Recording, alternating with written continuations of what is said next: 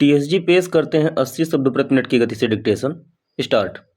Digital arrest के बढ़ते मामलों पर सुप्रीम कोर्ट ने केंद्रीय गृह मंत्रालय और सीबीआई से जो जवाब मांगा, उसके नतीजे में इस तरह के मामले थमने के आसार कम ही हैं।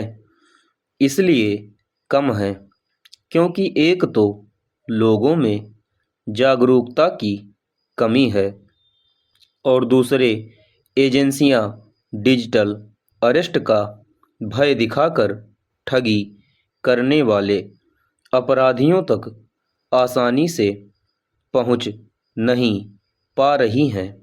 सुप्रीम कोर्ट ने हरियाणा में एक बुजुर्ग दंपति से 1 करोड़ रुपए से अधिक की ठगी के मामले का स्वतः संज्ञान संभवतः इसलिए लिया क्योंकि इसमें अदालत और जांच एजेंसियों के फर्जी आदेश का सहारा लिया गया। ऐसा एक अरसे से हो रहा है। साइबर अपराधी कभी पुलिस बनकर लोगों को डिजिटली अरेस्ट करने की धमकी देते हैं, कभी सीबीआई, ईडी, कस्टम अथवा नारकोटिक्स ब्यूरो का अधिकारी बनकर। पिछले कुछ समय से वे फर्जी अदालती आदेशों की भी आड़ लेने लगे हैं।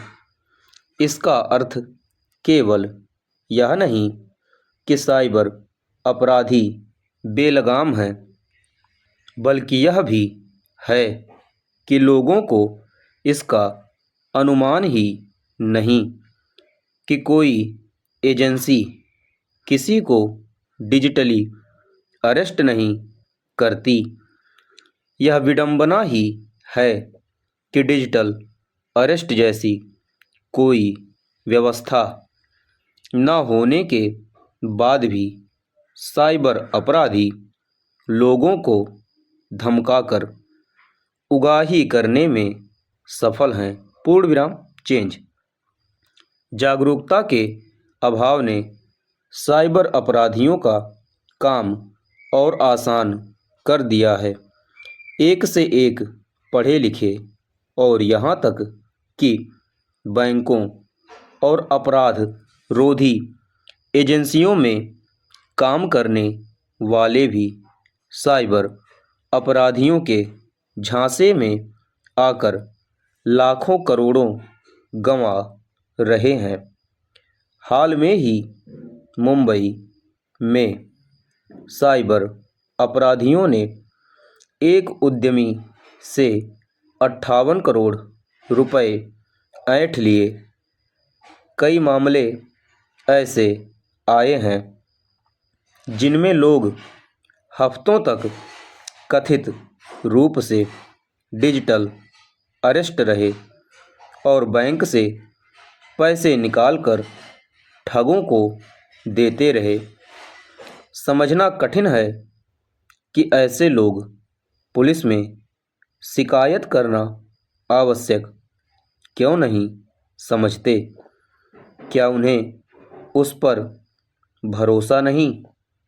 जो भी हो, कुछ मामले ऐसे भी हैं जिनमें बैंक कर्मियों की भी मिलीभगत देखने को मिली। यह बहुत ही चिंताजनक स्थिति है। निस्संदेह चिंताजनक यह भी है कि डिजिटल अरेस्ट का दावा कर ठगी करने वाले आसानी से पकड़ में नहीं आते। ज़्यादातर मामलों में डूबी रकम वापस ही नहीं मिल पाती।